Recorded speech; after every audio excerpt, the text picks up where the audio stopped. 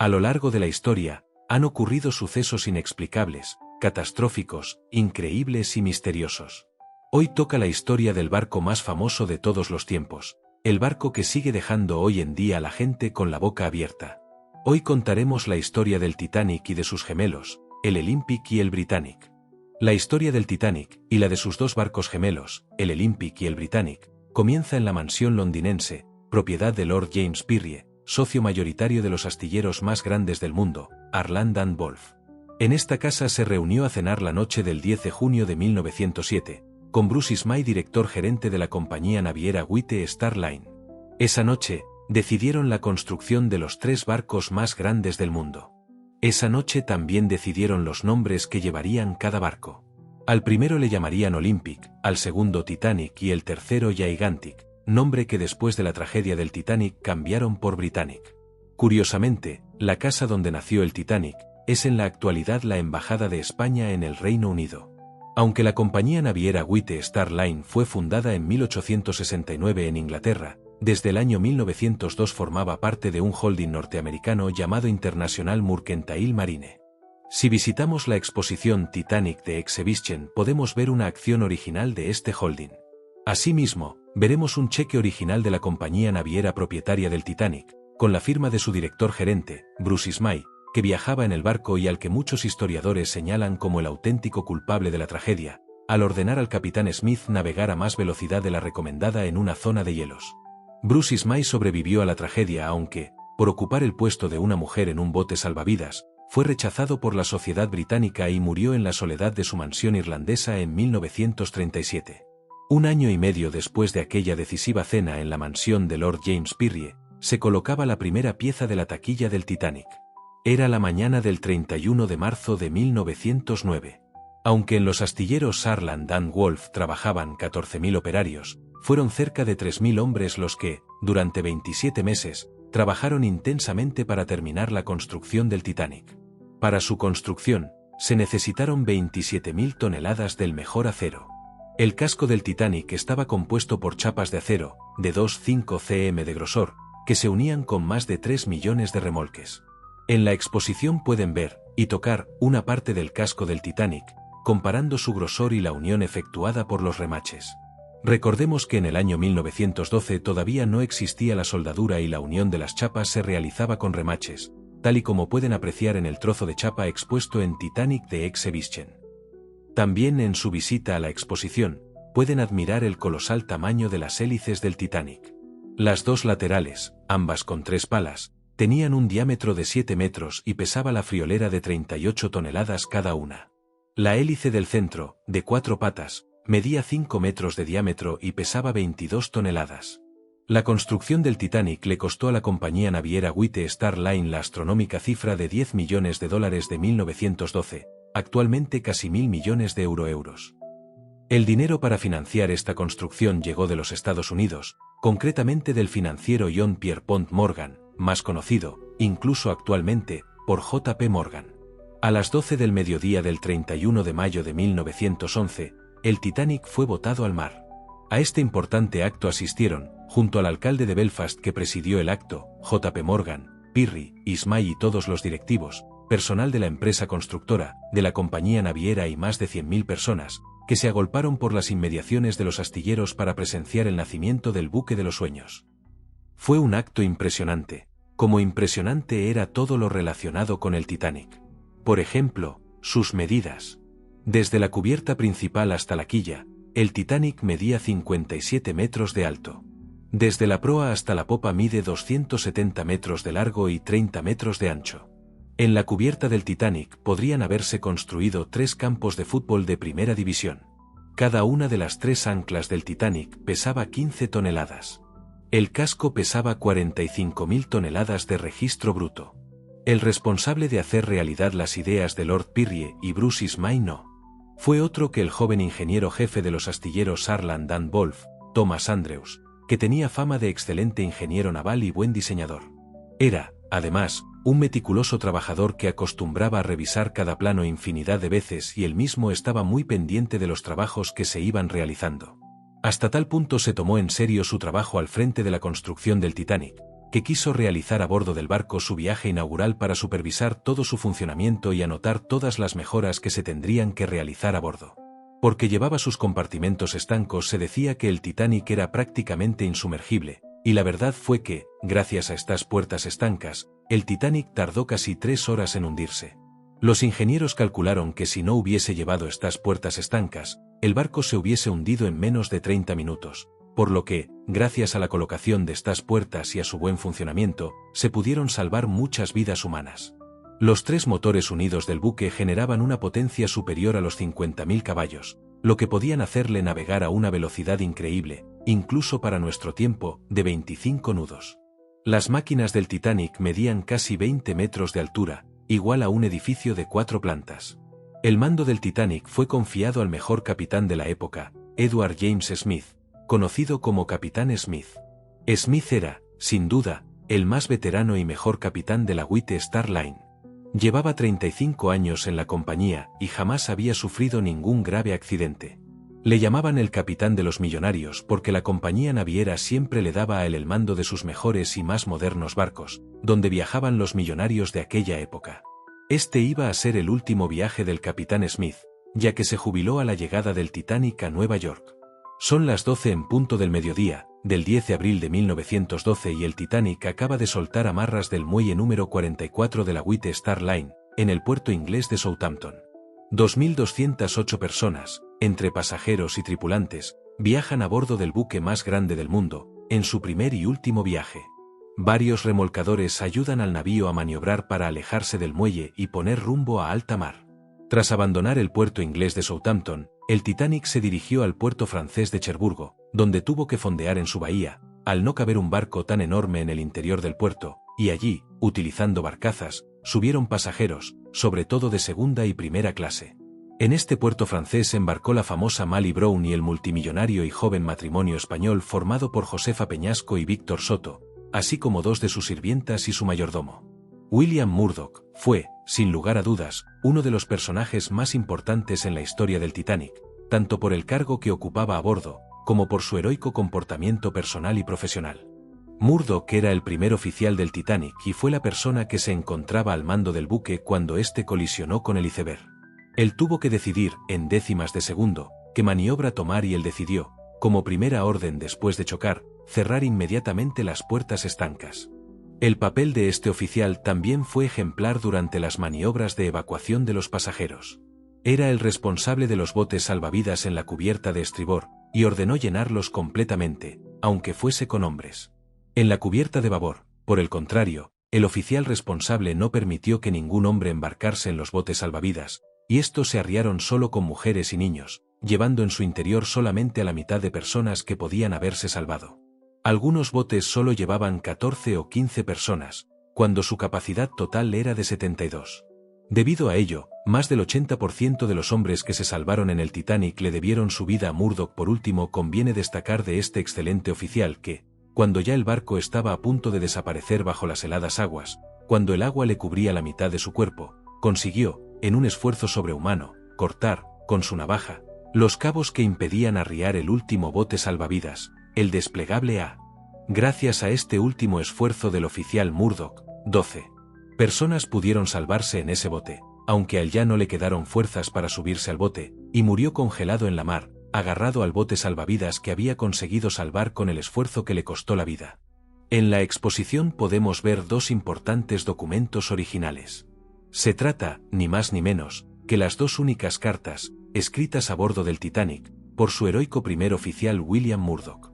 También veremos el catalejo utilizado por el primer oficial del Titanic William Murdoch. Sin duda un objeto importante por haber sido utilizado y ser propiedad de uno de los hombres que, para salvar más vidas humanas, luchó enérgicamente hasta los últimos instantes de su ejemplar vida, como un hombre de honor y como marino. Eran las 11 de la mañana del miércoles 10 de abril de 1912. En ese momento se quitaba la pasarela que unía al Titanic con el muelle número 44 de la White Star Line. Por esa misma pasarela habían atravesado el portalón de embarque las personas más ricas e influyentes de aquella época junto a las más pobres, los inmigrantes, que abandonan sus países con el fin de reiniciar sus vidas en el Nuevo Mundo. En primera clase embarcaron 324 personas, 277 en segunda y 708 en tercera clase. Además, el Titanic llevaba 898 tripulantes. En total viajaban en el Titanic 2.207 personas. Durante su visita a Titanic de Exhibition pueden admirar la maqueta más grande que se ha construido y la única que existe con uno de sus costados abiertos, para que puedan observar la distribución interior del barco de los sueños. Contemplando esta espléndida maqueta podemos imaginarnos por qué al Titanic se le llamaba Palacio Flotante. Pueden observar las grandes escalinatas, los comedores, la piscina, los baños turcos, las calderas, carboneras, sala de máquinas, etc. Cuando el Titanic abandonaba definitivamente las costas de Irlanda, en la tarde del 11 de abril de 1912, muchos de los inmigrantes que iban a bordo se dieron cuenta de que, quizás, aquella era la última vez que veían una de las familias más adineradas que viajaba a bordo del Titanic era la familia Waidene. Esta rica familia regresaba a Filadelfia después de haber viajado hasta París con el único fin de comprar la tela para la confección del traje de novia de su hija, que esperaba casarse en el mes de julio, pero que no viajaba con ellos. Una vez se produjo el choque y cuando todos se disponían a subir a los botes salvavidas en la cubierta B, el oficial solo permitió subir al bote a la señora Eleonor Waidene, mientras que a su esposo, su hijo, de 19 años, y a su mayordomo, no se les dejó subir. Este bote fue arriado con solo 28 personas, cuando estaba preparado para 72. 3 semanas más tarde, un barco que la compañía White Star Line envió a la zona del naufragio para recuperar los cuerpos que aparecían flotando, encontró el cadáver de Edwin Keeping, mayordomo de la familia Waidene. En un primer momento se pensó que era el cuerpo de George Waidene, pero cuando revisaron sus datos se comprobó que era el mayordomo. En el cuerpo de Keeping se encontró un extraordinario medallón de oro y brillantes, así como cientos de dólares en los bolsillos de su abrigo y ropa. En la exposición pueden admirar este extraordinario medallón, de oro y brillantes, que Edwin Keeping llevaba puesto cuando fue recuperado su cadáver. Como verán, todavía conserva la fotografía de su mujer en la parte interior del medallón. Uno de los símbolos de la belleza, el lujo y el esplendor del Titanic. Era la gran escalinata de la proa. Al entrar en ella, tras un paseo por la cubierta de primera clase, se notaba como la luz natural penetra por la cúpula de hierro y cristal que la cubría y que se reflejaba en la pálida madera de roble real y en sus doradas y elaboradas balaustradas. En la pared del rellano superior se podía ver un gran panel, también de roble real, tallado, con un reloj, el cual está rodeado por 2 figuras, que simbolizan el honor y la gloria, que estaban por encima del reloj, simbolizando cómo el honor y la gloria deben de estar siempre por encima del tiempo. Por esta gran escalinata, los pasajeros de primera clase bajaban al salón comedor. Cuando el Titanic estaba a punto de hundirse, Gerda y su marido Edgar Lindell, junto al pasajero Carlo Lord Hanson, que se encontraban en la cubierta, se lanzaron al agua y nadaron hasta el bote salvavidas desplegable A, precisamente el último en ser arriado al mar. Este bote se encontraba casi lleno de agua y completamente abarrotado de gente, aproximadamente 45 personas. El pasajero Olof y el marido de Gerda, Edgar, consiguieron subirse al bote salvavidas, pero Gerda, ya sin fuerzas y al límite de morir congelada, no pudo subir, a pesar de que su marido le estaba agarrando constantemente e intentando subirla a bordo del bote. El marido de Gerda cayó desvanecido en el interior del bote y fue otro pasajero, August Benerstorm, quien sujetó e intentó subir a Gerda, pero cuando se dio cuenta que no le contestaba pudo comprobar que Gerda había muerto congelada y con su mano agarrada a él. Después de varios minutos Benerstorm no tuvo más fuerza y soltó la mano de Gerda. Al soltar la mano de Gerda, Benerstorm cayó también desvanecido en el bote. Y en algún momento, mientras sostenía su mano, el anillo de Gerda se deslizó de su dedo y cayó al fondo del bote.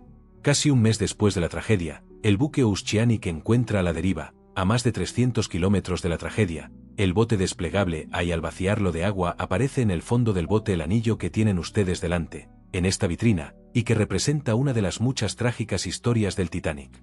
La mayoría de los pasajeros de tercera clase, inmigrantes de todas las nacionalidades, embarcaron en el Titanic con el objetivo de cumplir el sueño de su vida, labrarse un porvenir en América y regresar a casa con el futuro económico asegurado. Cuando estos pasajeros embarcaron y fueron trasladados a sus camarotes, la verdad es que creían vivir en un palacio. Todos eran gente muy humilde y poder dormir en una litera limpia y cómoda, con servicio de habitaciones incluido y ser servidos en el comedor, era para ellos un auténtico sueño. Aunque, la verdad es que estaban situados en la proa y en la popa del barco, donde más se balancea y donde más ruido se produce, estos camarotes de tercera se podían comparar con los camarotes de segunda clase de cualquier otro barco de la época. Incluso, en algunos barcos actuales, los camarotes no se diferencian mucho de este de tercera clase del Titanic. Aunque los pasajeros que viajaban en la segunda clase del Titanic no disfrutaban, ni mucho menos, de los lujos de primera, la verdad es que realizaban un placentero y cómodo viaje. Incluso, previo pago de algún dinero extra, podían tener acceso a algunas de las estancias y servicios de los pasajeros de primera clase, como por ejemplo el gimnasio, la piscina, los baños turcos, etc. Alfred Nournay era un joven alemán, procedente de Colonia, que, durante su estancia a bordo del Titanic no paró de contar que se dirigía a América para cumplir uno de sus sueños, que era ver a los indios. Esto es lo que contaba, pero la realidad es que sus padres lo enviaban a Nueva York porque había dejado embarazada a una de las empleadas de la casa, y querían alejarlo de Colonia durante una temporada. A bordo del Titanic viajaban 324 personas en primera clase, aunque el barco tuviese capacidad para casi el doble en esta categoría. Todos los camarotes de primera clase eran excepcionalmente grandes. Jamás un barco llevó camarotes tan grandes, cómodos y lujosos, donde destacaban los magníficos materiales empleados para su construcción, su abundante espacio, armarios empotrados, baños privados, bañeras completas así como agua caliente y fría. Era difícil, en aquella época, encontrar, en ninguna parte del mundo, un hotel con tanto lujo y refinamiento como los camarotes de primera clase del Titanic. Uno de los pasajeros de primera clase era Eric Lind. Eric Lind nació en Suecia y se convirtió en un afamado y poderoso hombre de negocios cuando, de muy joven, emigró a Nueva York, donde consiguió amasar una gran fortuna. No obstante, regresó a Suecia para invertir todo su dinero en una gran empresa que fracasó estrepitosamente. Por ello decidió regresar a Nueva York a repetir fortuna. Pero, debido a las grandes deudas que tenía en Suecia, y para no alertar a sus muchos acreedores, cambió su apellido por el de Lindgren, y con este falso apellido, compró un billete de primera clase del Titanic, en el que gastó sus últimos dólares. Al producirse la tragedia, Eric Lind, junto a otros 2 pasajeros de primera clase, se lanzaron al agua. Nadaron hasta conseguir llegar cerca de uno de los botes salvavidas, pero Lind no tuvo fuerzas y finalmente desapareció engullido por las gélidas aguas. Henrik Willer, un ingeniero escandinavo de 31 años que viajaba con una beca a Estados Unidos para estudiar las construcciones de acero, y que pretendía casarse con su novia nada más regresar de América. Desafortunadamente, Wilner murió en el Titanic, siendo su cuerpo recuperado varios días después. Sus pertenencias, entre las cuales se encontraba el pequeño reloj que pueden ver en su visita a la exposición, fueron enviadas a su familia. También pueden apreciar una taza y un plato de café de segunda clase. Uno de los matrimonios más conocidos que viajaban en primera clase era el matrimonio Strauss. Isidor era el fundador de los grandes almacenes Massey S. en Nueva York, pero este era un viaje de placer que habían realizado por Europa, por lo que Ida le acompañaba. Después de la colisión, subieron a la cubierta de botes, donde Ida rechazó subirse a bordo del bote salvavidas número 8, declarando que habían estado viviendo juntos durante muchos años, y por ello donde tú vayas, allí iré yo. Se dirigieron entonces hacia la cubierta de proa, donde, abrazados, aguantaron hasta que el agua les devoró. Uno de los pocos pasajeros españoles que viajaban en el Titanic era el joven matrimonio Peñasco, pasajeros de primera clase en su luna de miel. Víctor y Josefina llevaban más de un año de luna de miel cuando, estando en París, decidieron comprar billetes en el Titanic para poder conocer América, pero como la madre de Víctor tenía miedo a los barcos, decidieron dejar a su mayordomo en París y que éste fuera enviando unas postales de la capital parisina, que ellos previamente habían escrito con las fechas futuras.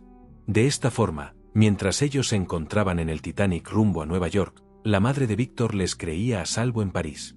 Al producirse la colisión, el joven matrimonio subió corriendo a la cubierta de botes, donde solamente Josefina pudo subirse al bote salvavidas número 8, junto a su doncella de compañía y otros personajes ilustres, como Mally Brown o la condesa de Rhodes. Víctor permaneció en el buque y murió en las gélidas aguas del Atlántico.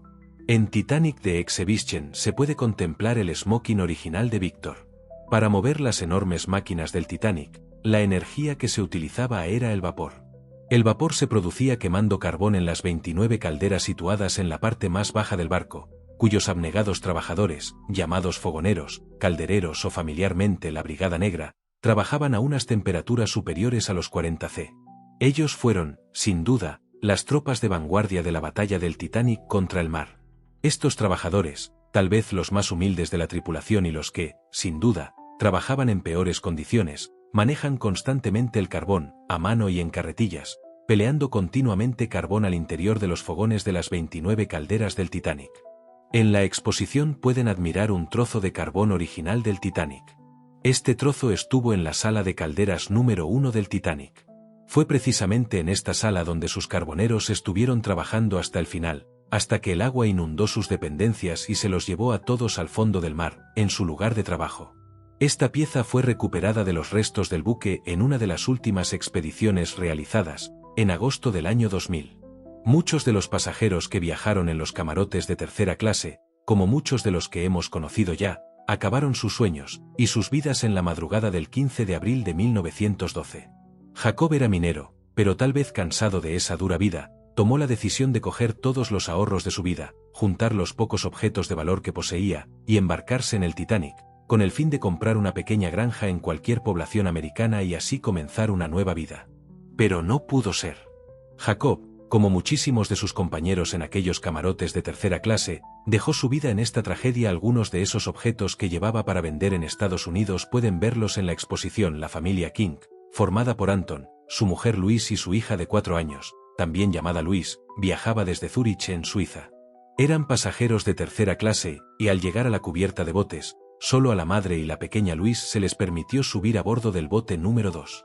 A Anton no se le permitió subir, y los marineros hicieron una cadena humana alrededor del bote mientras éste comenzaba a ser arriado.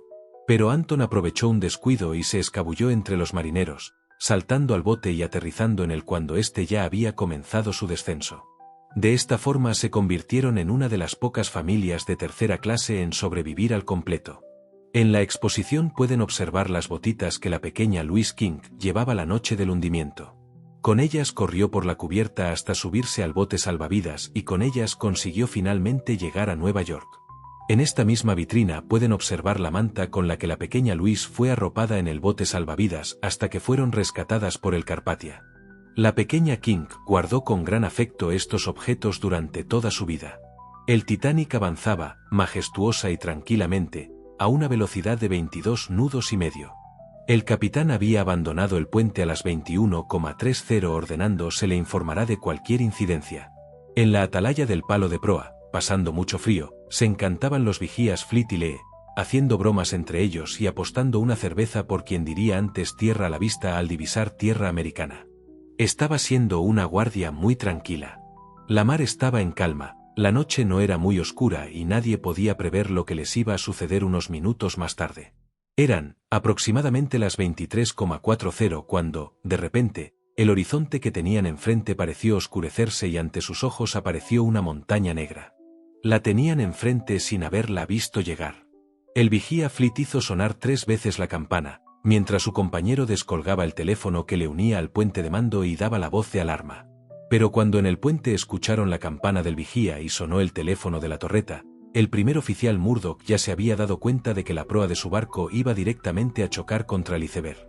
Tuvo solo un segundo para decidir qué maniobra tomar.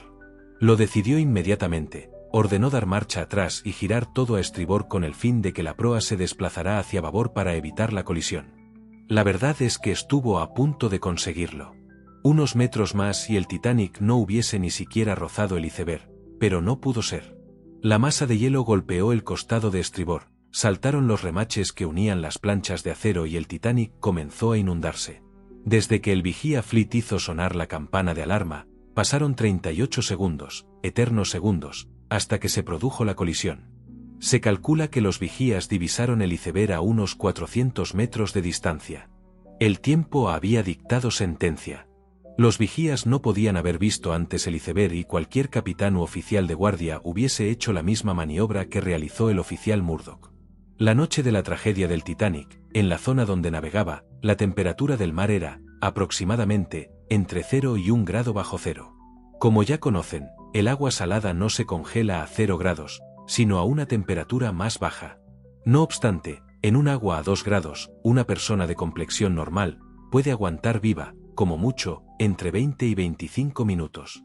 Por eso, el 90% de las muertes del Titanic se produjeron por congelación, y no por ahogamiento.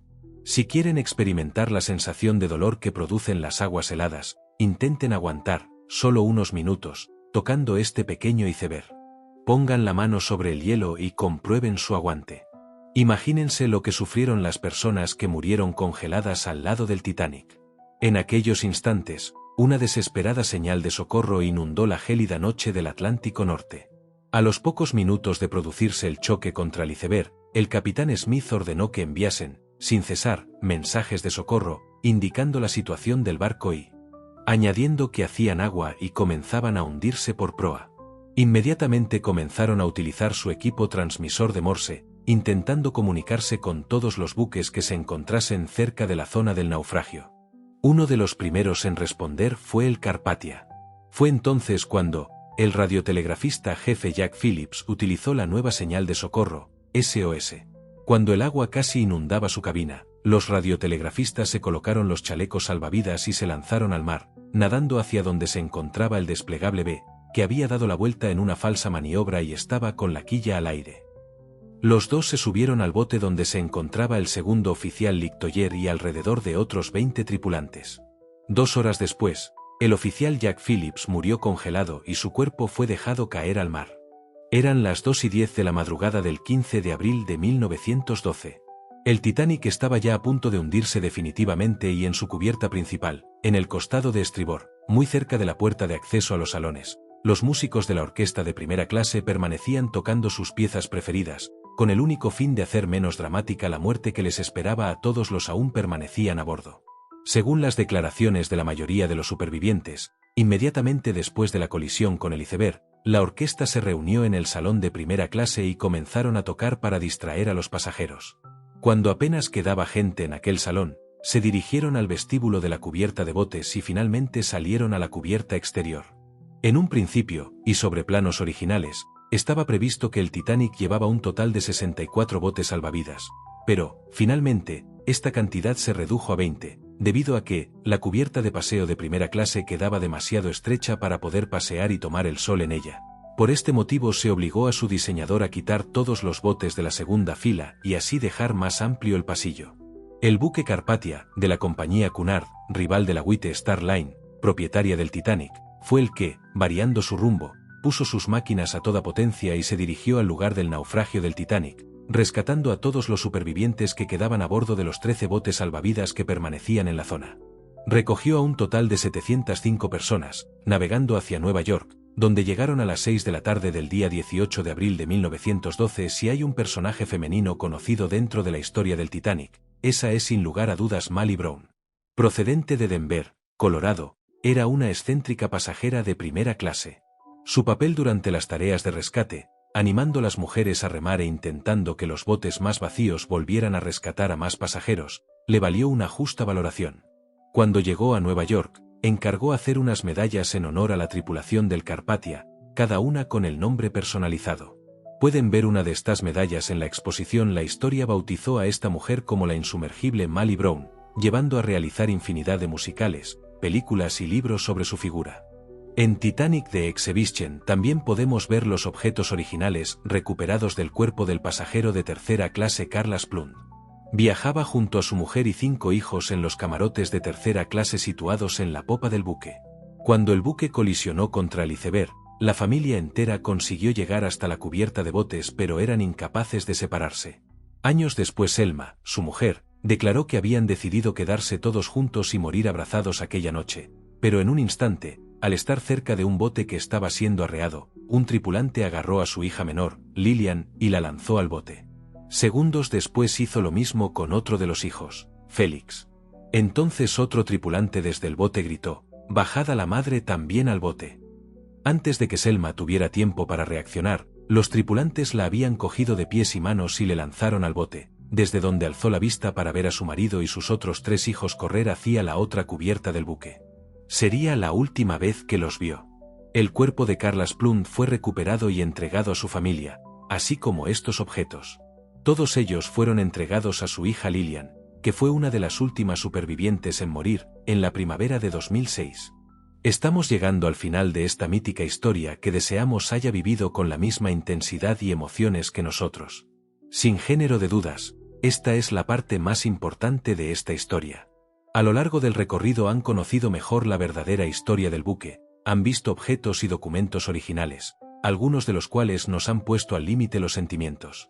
Han conocido datos técnicos que les habrán ayudado a conocer mejor a este mito llamado Titanic. Sin embargo, desde nuestro punto de vista, esta es la parte más importante, porque, cuando VDS iniciaron su lectura, no queríamos que conocieran esta historia. Queríamos que la viviesen. Que experimentaran sus más profundos sentimientos y que llegasen a la conclusión de que, el honor y la gloria siempre estuvieron, están y estarán por encima del tiempo. Esto es lo que pensaban los hombres, mujeres y niños del Titanic y eso es lo que nos gustaría que siguiéramos pensando todos. Ahora mismo, en su corazón, deben de sentir verdadero significado de lo que representó el Titanic, una tragedia humana en la que perdieron su vida, fallecieron, en total de 1503, entre hombres, mujeres y niños.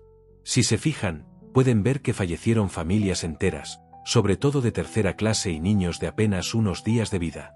En este momento, cuando están a punto de finalizar el conocimiento de lo que verdaderamente pasó en aquella trágica madrugada del 15 de abril de 1912, nos gustaría homenajear a todos aquellos niños, mujeres y hombres, que, cuando los relojes marcaban las 2:20 de la madrugada, cuando solo quedaba a flote una pequeña parte de lo que fue el barco más grande del mundo, cuando desde la mar llegaban los gritos de angustia y dolor, estas valientes personas sabiendo que estaban viviendo los últimos minutos de su existencia quisieron finalizar sus vidas invocando la canción religiosa Cerca de ti, Señor.